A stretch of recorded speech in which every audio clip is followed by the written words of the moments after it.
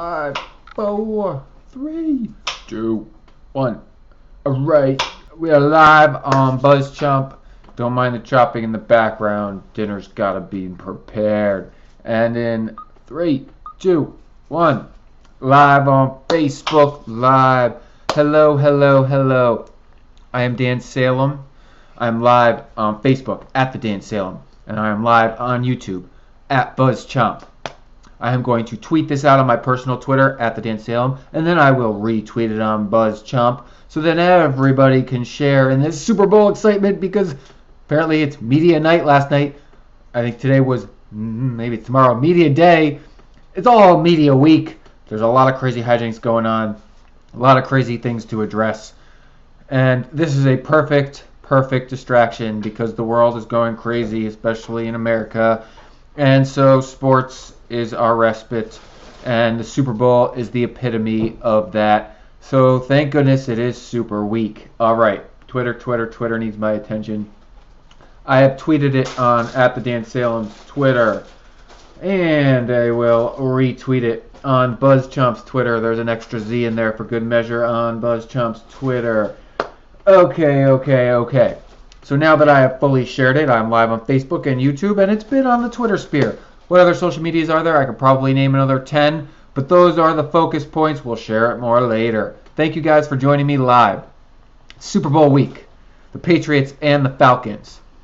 Now, I want to first talk about the Patriots because I am personally rooting for the Falcons. As I said last Tuesday, right here, live on the internet, I am picking the Falcons to win this football game. I just think I want to pick the underdog. I want to be on their bandwagon. I can't pick my team's hated rival. And I also believe that the Falcons are going to find a way to upset the Patriots. But under normal circumstances, we'd say Atlanta wants it more. They've never been here before. They are hungrier for their first title. Oh my God, the city needs it. One championship in the city of Atlanta in all sports, in all history. 95 Atlanta Braves. So it would be nice to see the Falcons take home the medal and put on those rings. But I gotta say, they were spotlighting the Patriots send-off on ESPN. I guess it was yesterday/today. There were thousands of people in Foxborough to say goodbye to the Patriots, just to say goodbye as they left on their private jet to the Super Bowl. They didn't win. They weren't coming home. They were leaving. And they had a whole rally and a whole big thing for everyone to get up and speak and say, thank you for coming. We're going to go to the Super Bowl now. WTF. This team has been here 6 other times with the same quarterback and coach. They have already won 4. They won it 2 years ago. And yet, thousands of people showed up for a rally to say good luck and we hope you win. This is a little bit mind-boggling, except for the fact that they have a whole Deflategate chip on their shoulder. Apparently, every Patriots fan, and especially Tom Brady and the team, and Bill Belichick and Robert Kraft, have a big stick up their butt / chip on their shoulder / monkey on their back for the punishment the NFL levied on them for deflating footballs to give them some sort of competitive advantage. Now, I did as many air quotes as felt comfortable, but I could have air quoted every single thing I just said because the competitive advantage is extremely debatable. In cold weather, I guess you get a better grip on the football with a slightly competitive advantage in the inflation-deflation of the balls. But over the course of the game, it's going to be negligible. The offense beats the defense, vice versa. And that was a couple years ago. I'm on the side that the Patriots' punishment was a little harsh. But Tom Brady was the face and the scapegoat. He put off his suspension, and he served it this season. So I don't quite understand the level of stick it to you, ha-ha-ness that everybody in Patriots Nation has. They literally won the Super Bowl the year that story broke. I think they lost a draft pick, and yes, Brady had to sit for 4 games, but it had a negligible effect on the outcome of absolutely everything for that football team. They are in the Super Bowl. They went 12-4. I think they lost 1 game or something when he was not playing. Like, it was, they completely picked it up for him. So I get all that, right? But now here, like, what's the vitriol for Roger Goodell? Like, they broke the rules and they got caught. So obviously the NFL had to do something. They really had no other choice. The Patriots had broken the rules in the past, so this wasn't the first time they got caught. So they really had no choice but to punish them. And yet, apparently, Patriots Nation is, oh my God, let's stick it to the NFL, stick it to Goodell, and prove that you were wrong, except they weren't. But prove it and really win this one.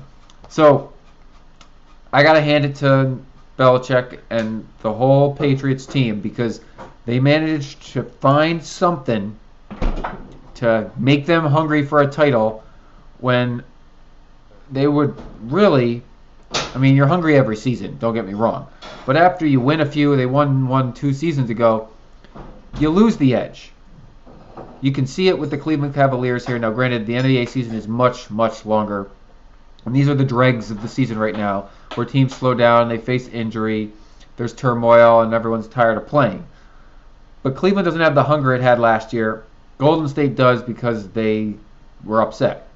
And I will be getting to the NBA in a minute because there's some interesting things worth discussing after we talk Super Bowl. But the Patriots managed to find something to really light a fire up under them.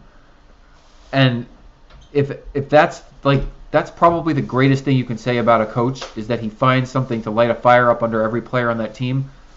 And they have it because Brady was suspended to start the season. And all those freaking people showed up to say goodbye, sayonara. And the things that they stood up, like listening to them stand up on stage and tell their fans thank you was kind of laughable until you get to media day. Oh my goodness. So now it's media night to kick off Super Bowl week when both teams show up in Houston for Super Bowl 51 on Monday night. And they are asking, like, I mean, they can ask anything, and they want to make headlines, right? So, like, I guess every media person's goal would be to ask a question in which it gets that player on SportsCenter or the equivalent on other things.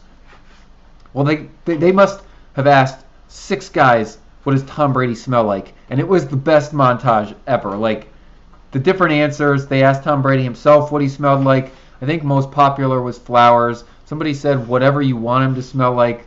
I mean, it's the perfect question for the whole thing. And then now there's the whole thing circulating, oh, Brady, who's your hero? And then he starts kind of tearing up. That's wonderful. That's sentimental. But I like the what do you smell like question because it has nothing to do with football. It has nothing to do with absolutely anything. And so the better, more clever answer, the better.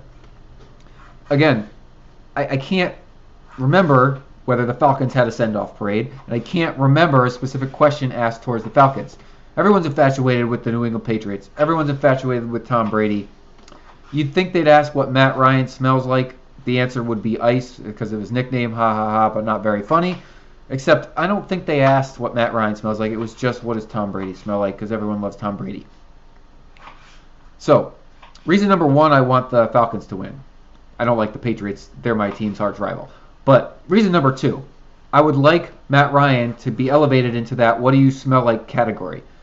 He's got the charisma, he's got the look, and he plays the quarterback position better. He played it better than anybody this season, and he's on par with Brady right now in terms of 2016, 2017, right? I mean, he's infinitely younger. Dan Quinn, his coach, is infinitely younger. So this could kick off a streak for Matty Ice. And maybe he can elevate himself into that what do you smell like category.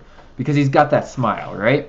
Now, granted, he'd have to do some advertising, some watch commercials, some what are those?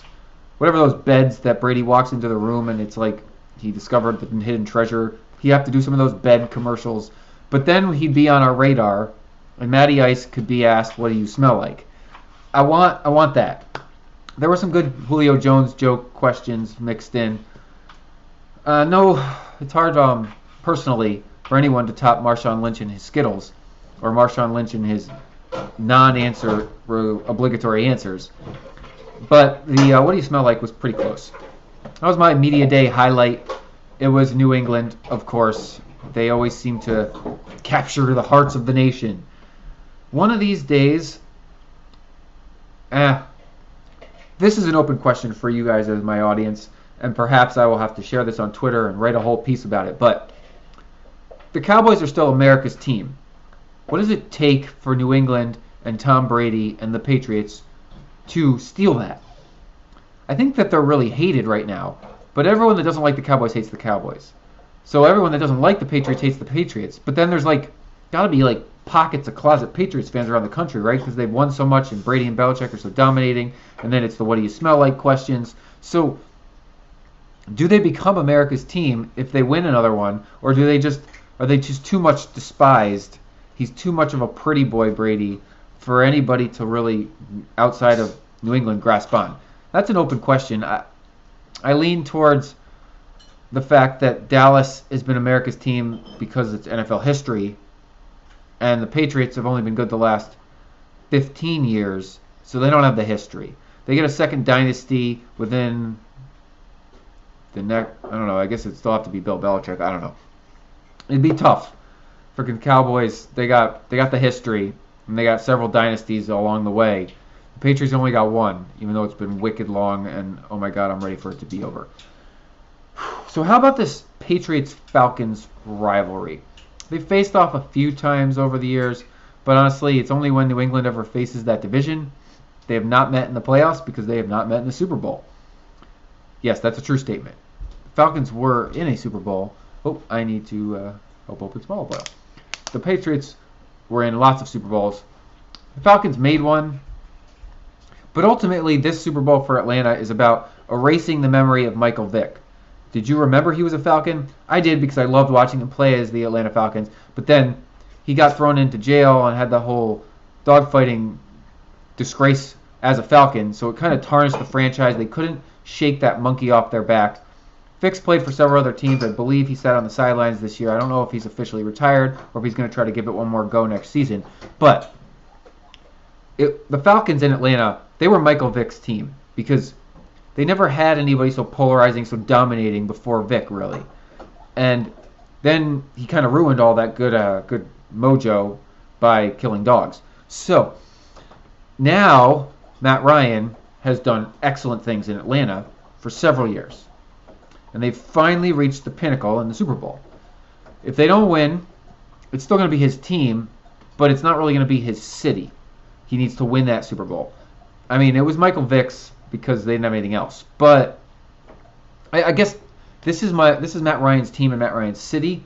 But for him to truly win over the soul of Atlanta, he needs to take home a Super Bowl to them. Because it's just, he doesn't feel like he fits down there.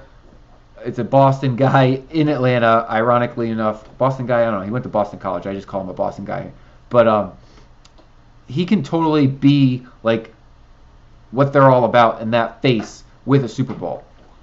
With a close loss, he'll head into next season still reigning that crown. If they kind of get run off the field, which I highly doubt is going to happen, I actually think it's going to be an extremely competitive football game. But then there's questions there, right? Because, I mean, Brady won his first shot in this big game. Other quarterbacks, you kind of forget if they made it. Cam Newton was there last year, but like after this past season, unless the Panthers are good next year, we're just going to be like, oh, Cam Newton, whatever happened to him. So, Matt Ryan, in the national consciousness of putting the Falcons on the map, needs to either win it or keep it going next season, ideally both for that franchise. This is going to really spark a nice potential rivalry because New England's got a couple more seasons going, right? They've been really good for a really long time. But Brady's got a couple more years. I think he'll play till 42, which gives him 3 more seasons.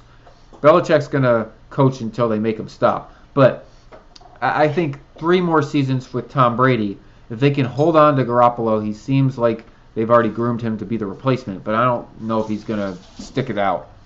I mean, 3 years more on the bench is the prime of his career when he can make big money elsewhere. That's a tough sell, unless if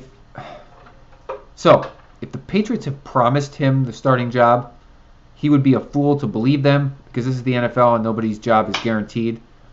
But if he stays and he wins some Super Bowls, that's fun in and of itself. I can't make that decision for him, but I'm a firm believer that you take your money and you get it when you get it. So in the NFL, sometimes you get 2 chances. You're lucky, though.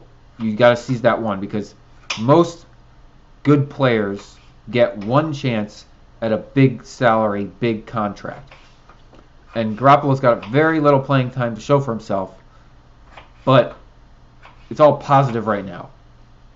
He could get a decent contract. I don't remember when he's a free agent. We'll see. This Super Bowl will be a big deciding factor of all of it, right? Because, fingers crossed, if for some reason New England manages to win, fingers crossed that Brady retires on top. Doubt it's going to happen this season because I do think he wants to play till 42, but fingers crossed, fingers crossed. Everybody out there who's not a Patriots fan, if for some reason the Falcons can't win, fingers crossed. I wrote on BuzzChomp last week, Super Bowl 51 wish list. It was a New York Jets edition, but it applies to many other teams. Basically, I want Atlanta to win, but if the Patriots win, I want Tom Brady to retire on top. Then the last couple were Jets' wishes. One of them already came true. I wanted them to hire an offensive coordinator. They did it. Excellent. Now I want them to sign Tyrod Taylor. I think he'd be a great fit. They brought in a guy out of New Orleans, the receivers coach down there. He likes to run the West Coast offense from the Sean Payton, Jim Harbaugh family tree of coaching. And Tyrod Taylor, he doesn't turn the ball over a lot.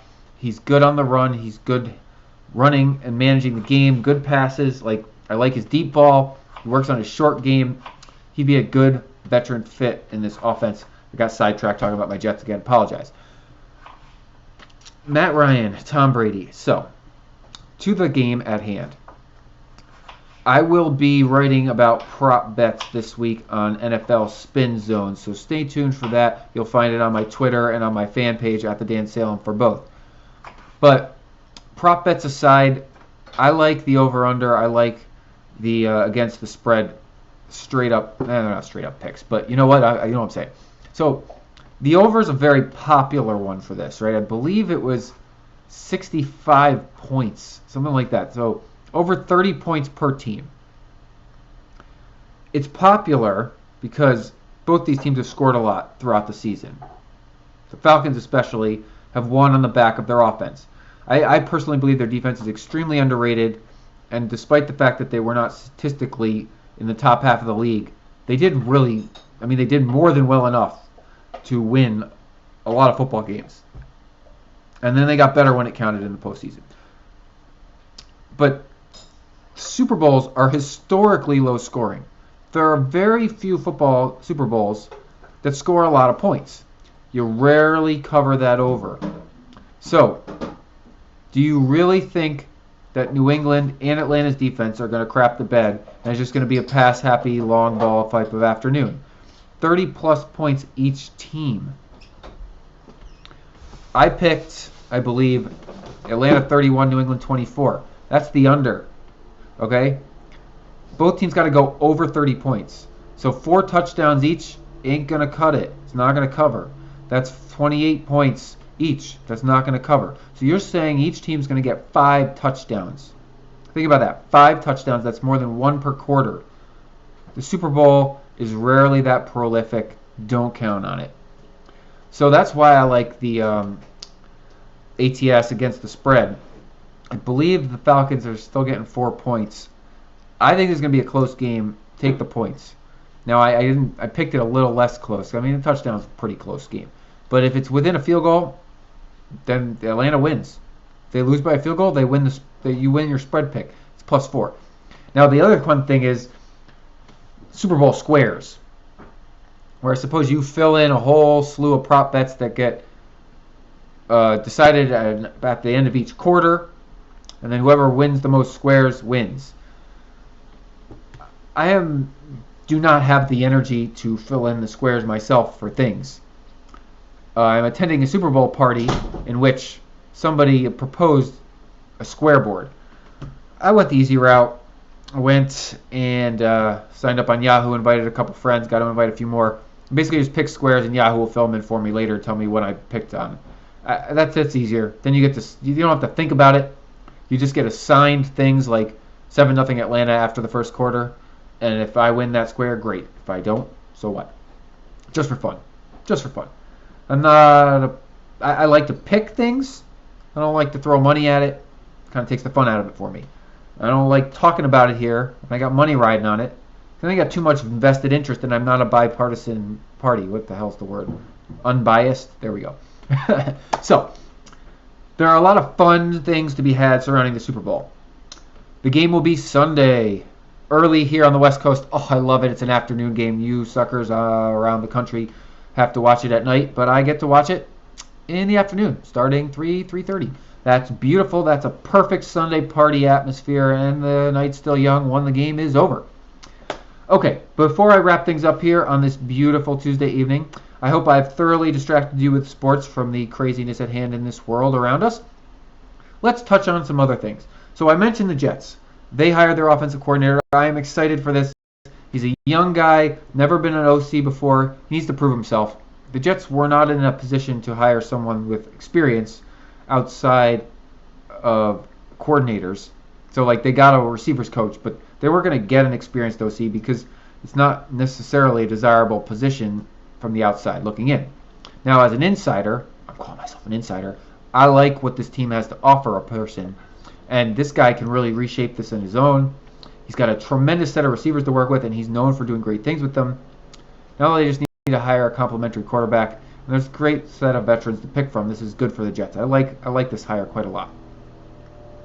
As for the Yankees, not much to say. They got another month or so before pitchers and catchers report. And the Clippers. The Clippers are in the news because they have been part of trade rumors for Carmelo Anthony. Now the Cavs lost. The Cavs went 7-8 in January, which is terrible. They were 27-4 or something before that, and then they went 7-8. So there was a lot of rumors they're going to bring in a piece. I actually think the Cavs do bring in somebody before the trade deadline. I don't know who. They were rumoring about Carmelo. That seemed far-fetched to me. Now the rumors have swirled down to the Clippers, which I understand. They got 3, but Paul's hurt. And if they can keep those 3, which would be Chris Paul, Blake Griffin, and DeAndre Jordan, and add Melo, that's pretty sweet. But I went to a Clippers game early, and one of my close friends is a huge fan. And what he said to me was, the Clippers' strength is their bench. Their bench is often better than their starters. They win a lot of games with their bench team, their bench set of guys. Those 5 guys clean up and just smoke the opposition. Now, granted, didn't work that well against Golden State over the weekend. Clippers got destroyed against the Warriors.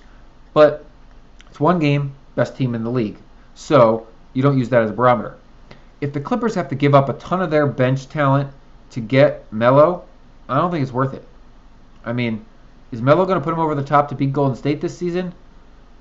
With a healthy Chris Paul, it's possible. But if they don't have any bench left, it's not possible. You need that bench. Their starters could keep things close against Golden State, and then their bench could win it for them.